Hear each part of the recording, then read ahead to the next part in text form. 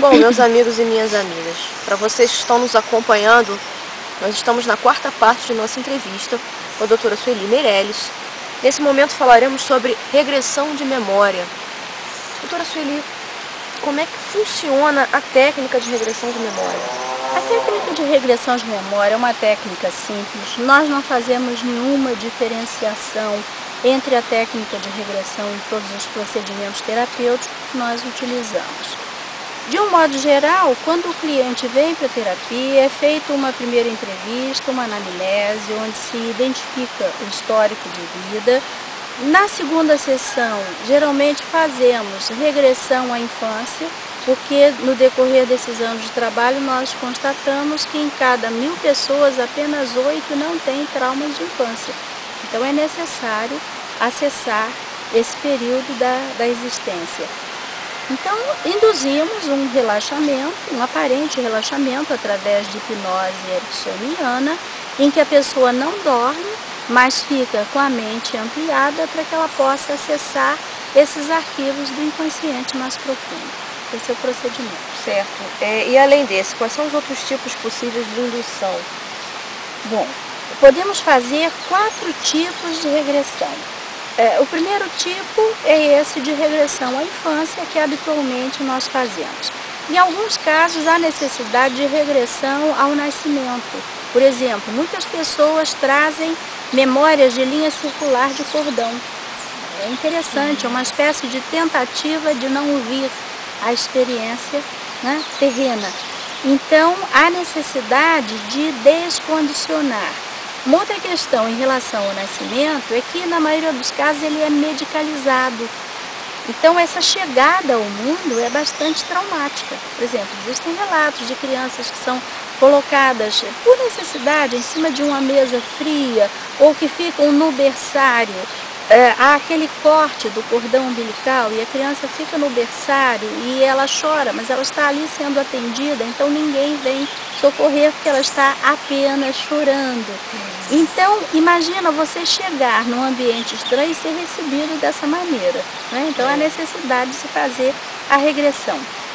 Fazemos também regressão à vida intrauterina, porque, por exemplo, no caso de uma mulher grávida que tem um marido alcoólatra, que é skunk, a criança absorve toda essa carga emocional. Já encontramos etiologia de epilepsia em vida intrauterina. E isso acho que vale um aprofundamento de pesquisa, que é um tema muito importante. O quarto tipo de regressão de memória é a regressão aos chamados registros transpessoais. Quando nós falamos em registros transpessoais, queremos identificar histórias que a pessoa não viveu nessa existência, mas ela tem arquivada no inconsciente profundo. Histórias de soterramento, histórias de tortura, muitas histórias da Idade Média. Então, quando nós acessamos esses registros, não temos um objetivo histórico ou especificamente de comprovação de possíveis existências anteriores, mas temos o objetivo de esvaziar essa carga emocional que interfere na reação da pessoa no presente. A regressão de memória, ela apresenta algum tipo de risco para a saúde do paciente? E a autorregressão? Vamos lá. Então, a primeira questão. Riscos da regressão de memória. Ela tem algumas contraindicações. Não deve ser feita com pacientes idosos, com cardiopatas, com gestantes, com pacientes psicóticos. Por quê? Por exemplo, no caso da gestante, o bebê vai vivenciar a carga emocional da mãe e geralmente as cargas emocionais da regressão são muito fortes, então não é adequado, né? Em relação aos psicóticos, eles não precisam de indução porque eles já estão num estado alterado, na verdade eles já estão relacionados, né, a uma outra dimensão de vida, então é inadequado, eles já estão agindo em função do inconsciente. Nos casos de cardiopatia, se bem que hoje nós temos recursos de dissociação, mas a alta carga emocional da regressão não é indicada para quem tem um problema cardíaco.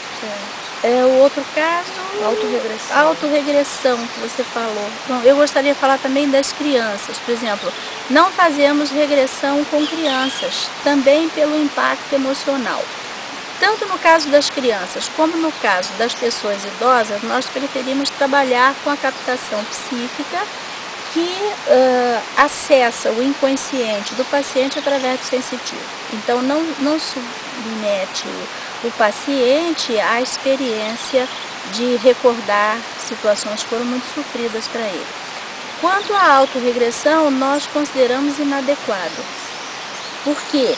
Porque o principal aspecto da regressão é a ressignificação, a reprogramação e a atualização do inconsciente, que é uma coisa que a pessoa não tem condição de fazer consigo mesma. Ela vai acessar a memória, ela vai se lembrar, mas a elaboração necessária de tudo isso, o fechamento, só pode ser feito por um terapeuta qualificado. Correto. Ô, doutora, e existe o risco de algumas pessoas têm muito medo que isso aconteça, elas não voltarem do processo regressivo? Essa sua pergunta é muito boa. Por quê? Justamente porque quando a regressão foi ensinada aqui no Brasil, ela foi ensinada a todas as pessoas. Os leigos faziam um curso de regressão e iam aplicar em pessoas da família, em conhecidos. Então o que acontece? Aplicar a técnica é muito fácil, mas trabalhar com material que emerge exige conhecimento técnico-científico.